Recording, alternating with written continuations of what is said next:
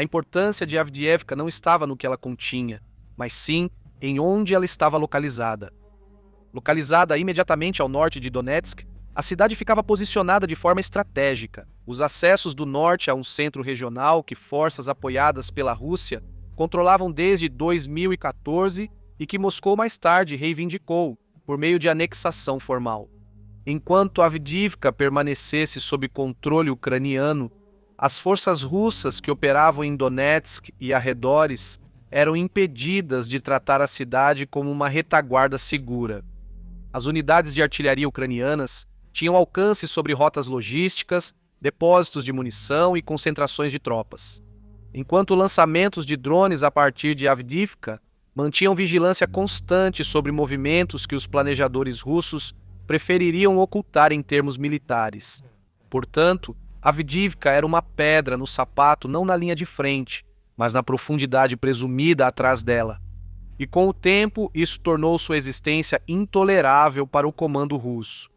Essa dinâmica não surgiu de repente em 2023, foi o resultado de quase uma década de guerra não resolvida no leste da Ucrânia, durante a qual Avdiivka evoluiu de uma modesta cidade industrial para um saliente fortificado, cuja resistência contínua impôs um custo operacional permanente à Rússia.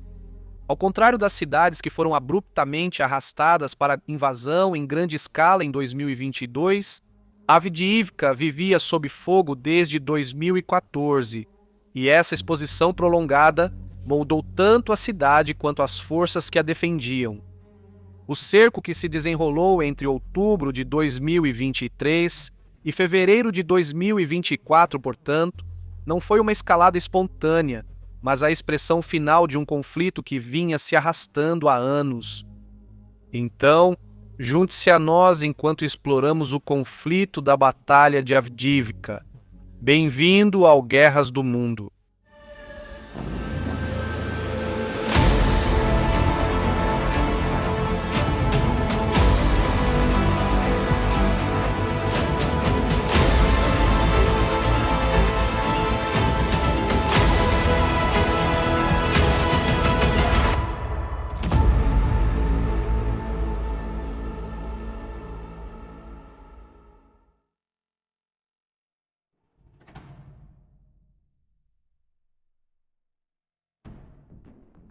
Quando o conflito armado irrompeu na região de Donbass, na Ucrânia, em 2014, após a anexação da Crimeia pela Rússia, Avdiivka se viu imediatamente ao lado da linha de frente.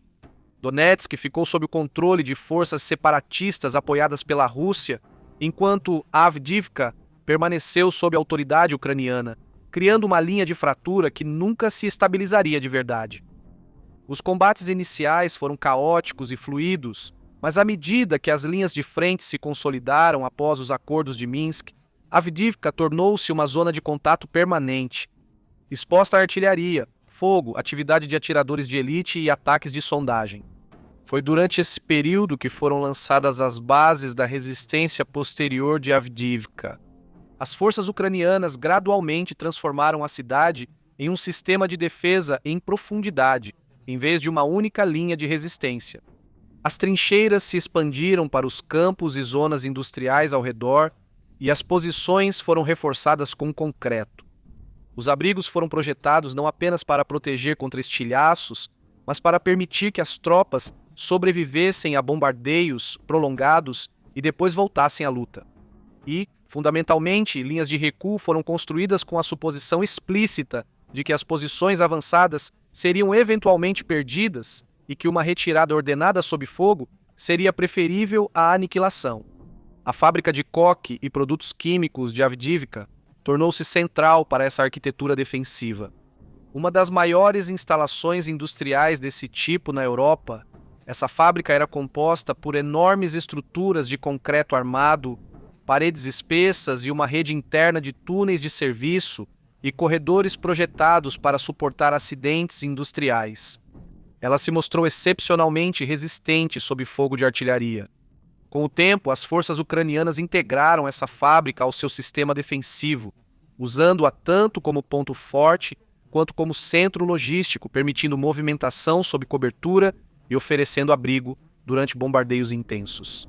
Quando a Rússia lançou sua invasão em grande escala em fevereiro de 2022, Avdiivka já não era mais apenas uma cidade com soldados.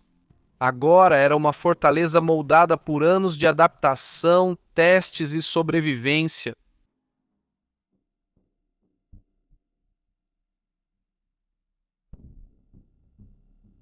Os primeiros meses da invasão em grande escala da Rússia em 2022 foram marcados por avanços rápidos, combates caóticos e reviravoltas dramáticas em outras partes da Ucrânia.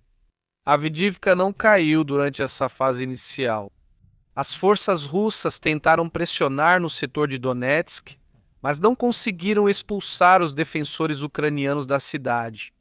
À medida que a frente se estabilizou, no final de 2022 e em 2023, Avdiivka permaneceu como uma projeção controlada pela Ucrânia em território sob controle russo. Mas essa persistência teve consequências.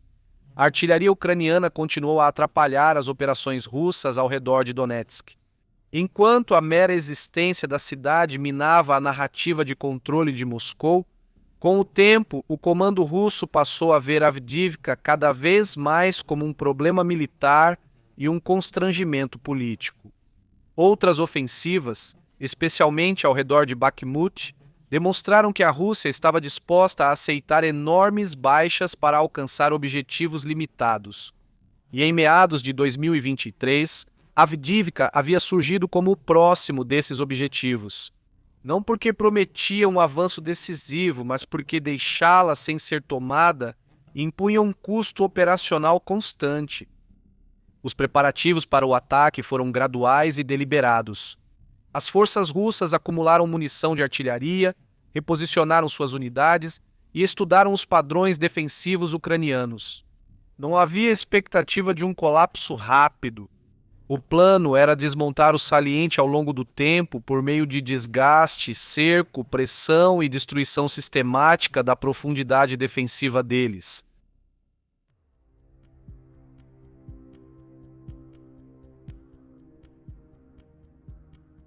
A configuração física de Avdiivka moldou todos os aspectos da batalha que estava por vir. O setor norte era dominado pela usina Koch, cuja escala industrial a tornava resistente ao bombardeio convencional. Ao sul e a leste da usina ficavam bairros residenciais com blocos de apartamentos da era soviética, intercalados com armazéns, taludes ferroviários, montes de escória e ruínas industriais. O terreno aberto entre essas estruturas era limitado e frequentemente coberto por fogo de artilharia previamente ajustado. Para as forças blindadas, esse ambiente era profundamente desfavorável. Estradas e rotas de acesso canalizavam os veículos para corredores estreitos, onde minas, mísseis guiados antitanque e artilharia podiam ser facilmente empregados com efeito devastador. Os assaltos de infantaria eram igualmente custosos, exigindo movimentação por terrenos cobertos de escombros sob constante observação de drones. Os defensores ucranianos exploraram essas características de forma deliberada.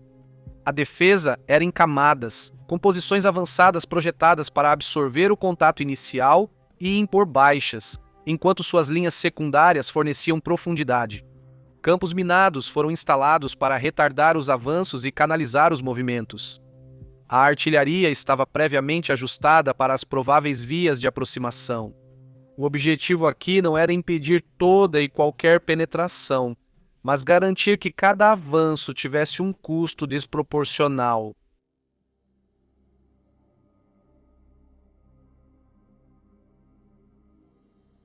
A ofensiva russa começou no início de outubro de 2023, com ataques coordenados nos flancos norte e sul de Avdiivka.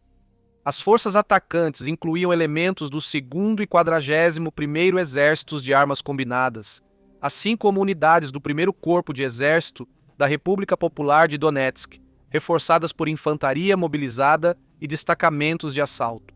Os recursos blindados incluíam os tanques de batalha principais T-70 e 2B3 e T-90 veículos de combate de infantaria BMP-2 e BMP-3 e transportadores MTLB. Apoiados por artilharia em massa, Os defensores ucranianos estavam ancorados pela 110ª Brigada Mecanizada, apoiada por unidades de artilharia e formações rotativas com longa familiaridade com o terreno. Desde o início, os combates foram intensos. Colunas mecanizadas russas avançaram sob forte cobertura de artilharia em direção aos aterros ferroviários e zonas industriais que controlam o acesso à cidade. Eles encontraram campos minados densos e zonas de morte previamente demarcadas. Veículos blindados foram destruídos ou desativados em grupos, forçando a infantaria a desembarcar e avançar a pé sob fogo. As baixas aumentaram rapidamente em meados de outubro. O Estado-Maior ucraniano frequentemente citava perdas russas de várias centenas de mortos ou feridos a cada dia durante os períodos de pico dos ataques. Embora tais números não possam ser verificados de forma independente em detalhes, avaliações de inteligência ocidentais e análises de fontes abertas sobre perdas de equipamentos confirmaram que o desgaste russo foi severo. Dezenas de veículos blindados foram destruídos nas primeiras semanas de combate. E muitas vezes nas mesmas áreas limitadas, indicando tentativas repetidas de forçar o avanço pelos mesmos eixos. Mas apesar dessas perdas, o comando russo não interrompeu sua ofensiva. Em vez disso, eles ajustaram as táticas, sinalizando que o desgaste havia sido aceito como o preço do seu avanço.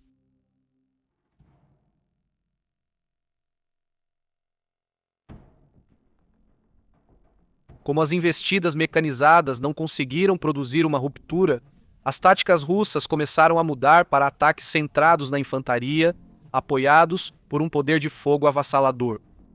Os bombardeios de artilharia se prolongaram. Pequenos grupos de assalto avançavam após horas de bombardeio, sondando trincheiras e prédios destruídos. Metro a metro, o reconhecimento por drones se tornou onipresente, permitindo que a artilharia ajustasse o fogo em tempo real e tornando o movimento ucraniano cada vez mais perigoso. Essa fase da batalha foi definida pela repetição. Os ataques eram lançados, repelidos, reagrupados e então lançados novamente. Cada ataque buscava ganhos incrementais, em vez de avanços decisivos para os defensores ucranianos. A defesa deles continuava eficaz, mas o custo de manter cada posição aumentava constantemente. A evacuação dos feridos ficou mais difícil à medida que drones rastreavam o movimento ao longo das rotas de suprimento. Soldados feridos frequentemente esperavam mais tempo pela extração, aumentando a taxa de fatalidades mesmo quando as posições eram mantidas. Em novembro, as forças russas intensificaram o uso de bombas planadoras lançadas do ar, lançadas por aeronaves que operavam além do alcance efetivo dos sistemas de defesa aérea ucranianos. Esses armamentos carregavam ogivas grandes capazes de destruir estruturas reforçadas. Seções da fábrica de Koch, que haviam resistido a meses de bombardeios, agora estavam danificadas ou destruídas. As unidades ucranianas foram forçadas a abandonar posições que antes ofereciam relativa segurança, reduzindo sua profundidade defensiva. As reportagens sobre baixas durante esse período continuaram a descrever perdas russas na casa das centenas por dia durante esse intenso período de combates. Analistas ocidentais avaliaram que as baixas russas acumuladas no setor de Avdiivka já eram substanciais no final de novembro, enquanto as perdas ucranianas, embora menores, refletiam o perigo crescente de evacuação e reabastecimento sob constante observação.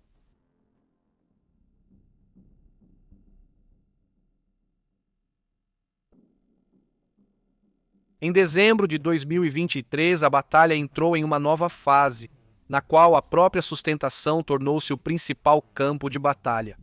As forças russas passaram a focar cada vez mais em colocar as rotas de abastecimento ucranianas sob fogo, em vez de fechar um cerco perfeito. A vigilância persistente de drones transformou as estradas em corredores letais. O movimento havia diminuído, as janelas de evacuação ficaram mais estreitas e as entregas de munição tornaram-se esporádicas. Os defensores ucranianos ainda conseguiam repelir os ataques, mas a margem para erro havia diminuído. Cada retirada de uma posição avançada precisava ser calculada, não apenas em termos táticos, mas também em termos logísticos. Atrasos na evacuação dos feridos aumentaram as taxas de mortalidade e o cansaço se acumulou. Enquanto a defesa permanecia coesa, sua resistência estava sendo testada, não pelo colapso na linha de frente, mas pelo desgaste na retaguarda. No final de dezembro, avaliações de inteligência ocidentais descreveram a ofensiva de Avdivka como uma das operações russas mais custosas da guerra, com perdas que somam dezenas de milhares entre mortos e feridos. A Ucrânia continuou a manter a cidade, mas as condições que permitiram isso por anos estavam eventualmente se deteriorando.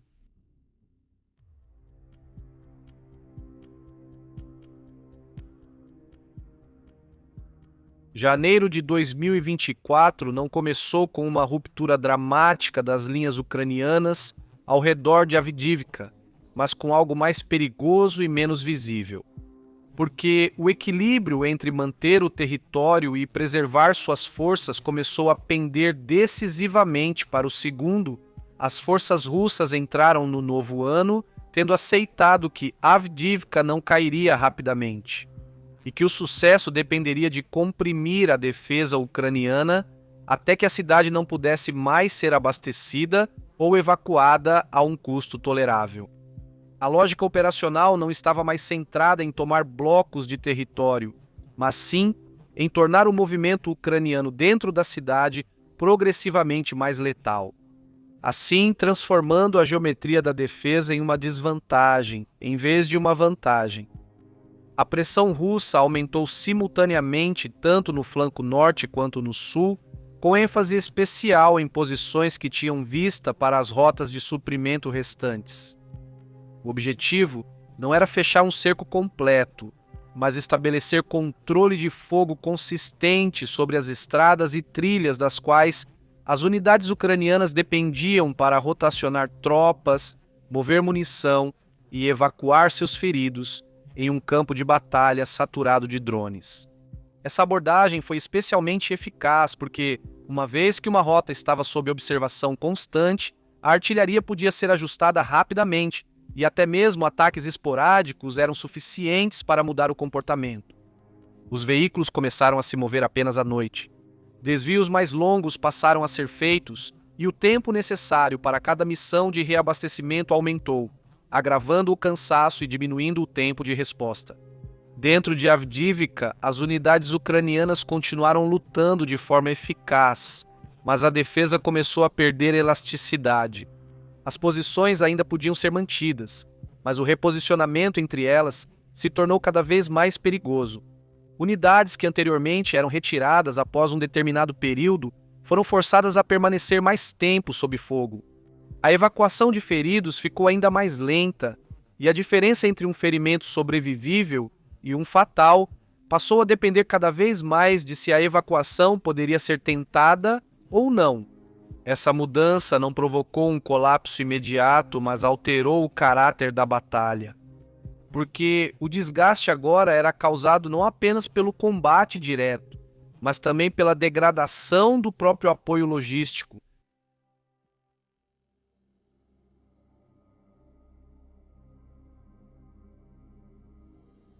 Os acontecimentos mais importantes de janeiro ocorreram no setor sul de Avdiivka, onde as forças russas conseguiram uma série de avanços taticamente modestos, mas operacionalmente significativos.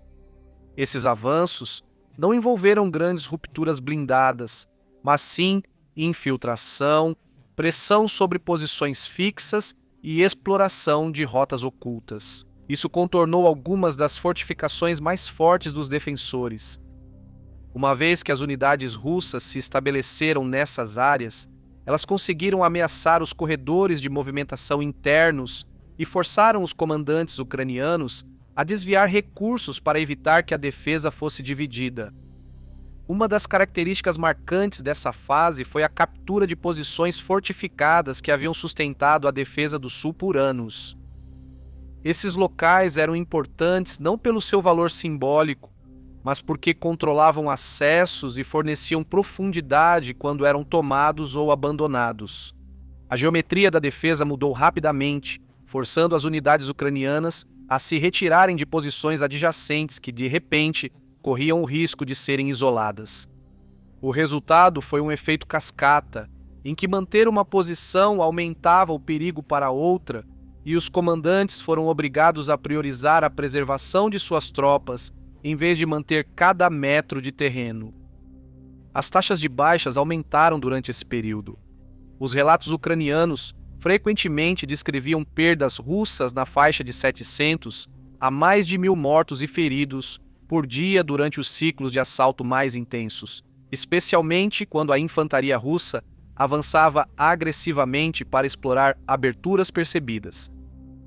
As avaliações da inteligência ocidental caracterizaram os combates em Avdiivka como um dos mais intensos em termos de baixas em toda a linha de frente durante janeiro, observando tanto a escala das perdas russas quanto a contínua disposição do comando russo em enviar novas unidades apesar dessas perdas.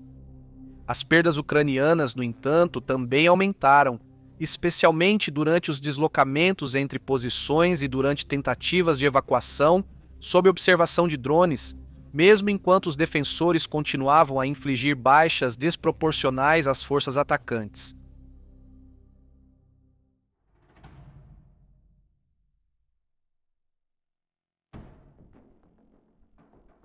A razão pela qual janeiro se mostrou tão decisivo estava nos efeitos cumulativos de dezembro. Quando o calendário virou, a profundidade defensiva ucraniana já havia sido reduzida por ataques de bombas planadoras que destruíram posições fortificadas e forçaram retiradas de áreas que antes eram consideradas seguras. Sob bombardeio, estradas que antes funcionavam sob fogo intermitente agora eram consistentemente alvo. Os estoques de munição dentro da cidade estavam mais baixos, os tempos de evacuação eram mais longos e a capacidade de descansar e reorganizar as unidades tornou-se mais limitada. Isso significava que os avanços russos em janeiro não precisavam ser grandes para serem eficazes. Cada nova posição conquistada permitia que a artilharia e os drones ampliassem seu alcance. Cada retirada encurtava a distância entre a linha de frente e as rotas de suprimento restantes. A defesa ainda era coerente, mas estava se tornando frágil, porque um sistema projetado para trocar espaço por tempo depende da capacidade de se mover, e o movimento estava sendo cada vez mais punido. Em meados de janeiro, os comandantes ucranianos enfrentavam um conjunto cada vez mais restrito de opções.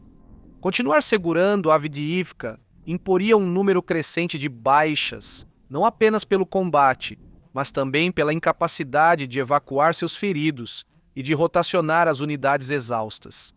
No entanto, recuar cedo demais arriscava permitir que as forças russas reivindicassem uma vitória incontestada e potencialmente explorassem o ímpeto. O equilíbrio entre esses riscos definiria a fase final da batalha.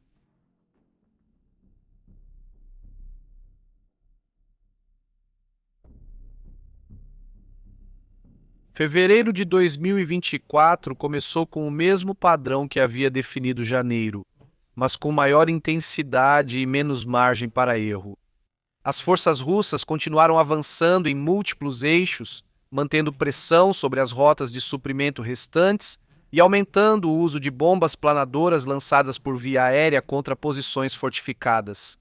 O efeito desses ataques era cumulativo em vez de espetacular, porque cada colapso reduzia o número de locais onde as unidades ucranianas podiam se abrigar, descansar ou estabilizar feridos. Para os defensores ucranianos, o problema já não era mais se eles poderiam repelir os ataques, mas sim se conseguiriam fazer isso sem ficarem encurralados. O controle de fogo sobre as estradas fazia com que as janelas de evacuação fossem imprevisíveis e muitas vezes fechassem completamente durante o dia. Veículos que paravam ou quebravam se tornavam alvos fáceis. Os soldados passaram a se deslocar cada vez mais a pé entre as posições, aumentando a exposição e o cansaço. Nessas condições, o risco de cerco não dependia de um anel completo de forças inimigas, mas sim de saber se os corredores restantes podiam ser usados de alguma forma. Foi nesse contexto que o comando ucraniano tomou a decisão de reforçar Avdiivka com uma de suas formações mais capazes, a Terceira Brigada de Assalto. O envio não tinha como objetivo reverter a situação ou retomar o terreno perdido, mas sim estabilizar setores em colapso, conter infiltrações e, mais importante ainda, cobrir as rotas de retirada, caso uma retirada se tornasse inevitável. Na guerra de cerco moderna, unidades de elite são frequentemente empregadas, não para conquistar a cidade, mas para garantir que a tropa possa deixá-la. À medida que fevereiro avançava, a atenção se concentrou nos pontos fortes do sul que sustentavam a defesa de Avdivka desde 2014. Entre eles, o complexo fortificado, comumente chamado de Zenit, tinha um peso especial porque há muito tempo negava às forças russas uma aproximação direta pelo sul. No entanto, em meados de fevereiro, a força da posição havia se tornado uma desvantagem, com as forças russas avançando de várias direções e as rotas de suprimento sob fogo. Manter Zenit significava arriscar prender seus defensores em um bolsão do qual a evacuação poderia se tornar impossível. A decisão de se retirar de Zenit refletiu a dura lógica da guerra de cerco, porque abandonar um bastião mantido por tanto tempo pode parecer um retrocesso, mas permanecer no local sob condições de cerco geralmente leva a perdas muito maiores. Os comandantes ucranianos escolheram preservar o pessoal em vez do terreno, aceitando o custo tático imediato em troca de evitar um desfecho catastrófico. Portanto, as forças russas ganharam terreno, mas a retirada negou a elas a oportunidade de destruir uma grande formação ucraniana no local. Essa fase da batalha também produziu algumas das alegações de baixas mais dramáticas. Declarações atribuídas a unidades ucranianas, incluindo a Terceira Brigada de Assalto, descreveram perdas russas extraordinariamente pesadas e alegaram a destruição efetiva de brigadas russas inteiras. Fontes russas, por sua vez, divulgaram seus próprios relatos de baixas massivas e combates intensos, embora tais números não possam ser considerados precisos ou totalmente verificados. A convergência deles em torno da ideia de perdas extremas de ambos os lados indica a intensidade dos combates durante esse período, quando as forças estavam concentradas em áreas cada vez menores e o próprio movimento se tornava mortal.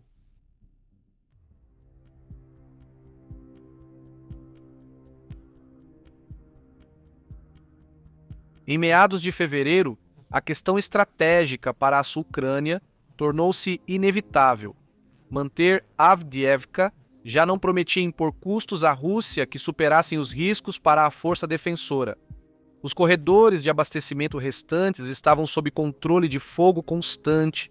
A evacuação tornava-se cada vez mais incerta, e o perigo de cerco já não era mais apenas teórico. Nessas circunstâncias, continuar lutando pela cidade arriscava transformar uma defesa custosa em um desastre. Em 17 de fevereiro de 2024, o comandante-chefe da Ucrânia ordenou a retirada de Avdiivka, explicitamente enquadrando a decisão como uma medida para preservar vidas e evitar o cerco. Essa ordem não marcou o fim dos combates, mas o início de uma das fases mais perigosas da batalha. Porque o desengajamento sob fogo, especialmente em um ambiente saturado de drones, costuma ser mais letal do que simplesmente manter a trincheira. As forças russas se moveram rapidamente para reivindicar o controle da cidade, apresentando a captura como uma grande vitória após meses de combates. Enquanto isso, as unidades ucranianas iniciaram uma retirada complexa, incluindo ações de retaguarda, contra-ataques para manter os corredores abertos e movimentos rápidos sob ameaça de artilharia e drones. Veículos foram abandonados onde não conseguiam passar, algumas unidades escaparam a pé e, em alguns lugares, feridos foram deixados para trás porque a evacuação era impossível. Esses não são sinais de colapso, mas sim das realidades brutais de uma retirada sob pressão. Nos dias seguintes à ordem de retirada, os combates continuaram enquanto as unidades ucranianas se desengajavam e as forças russas tentavam atrapalhar a retirada. Relatos surgiram de cercos temporários, fugas sob fogo inimigo e movimentos caóticos por ruas e campos destruídos. A Terceira Brigada de Assalto e outras formações desempenharam um papel fundamental ao cobrir esses movimentos, absorvendo a pressão e permitindo que grandes contingentes da força defensora escapassem. As baixas durante essa fase foram significativas, embora difíceis de quantificar.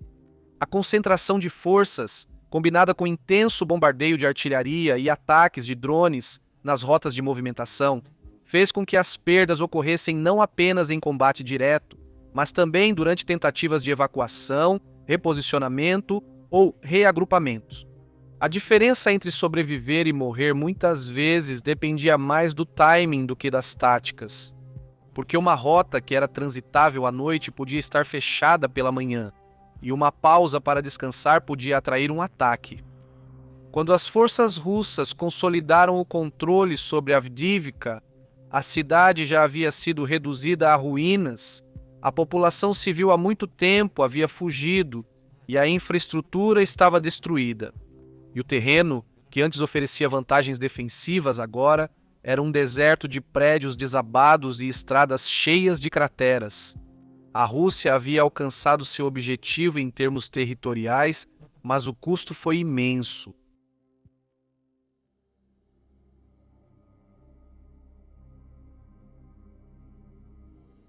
A captura de Avdiivka removeu uma posição ucraniana de longa data perto de Donetsk e permitiu que Moscou reivindicasse um ganho tangível após meses de combates de desgaste.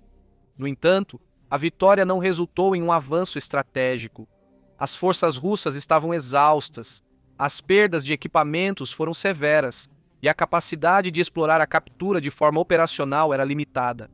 As forças ucranianas, embora desgastadas, preservaram grande parte da força defensora e recuaram para posições preparadas, estabilizando a linha de frente em vez de permitir um colapso. Em termos militares, Avdiivka demonstrou as realidades da guerra de cerco moderna. A artilharia e os drones dominam a logística, e a evacuação determina a resistência. Cidades fortificadas são desmontadas ao longo de meses, e não de dias, e a vitória é medida não apenas pelo território conquistado, mas também pelas forças preservadas.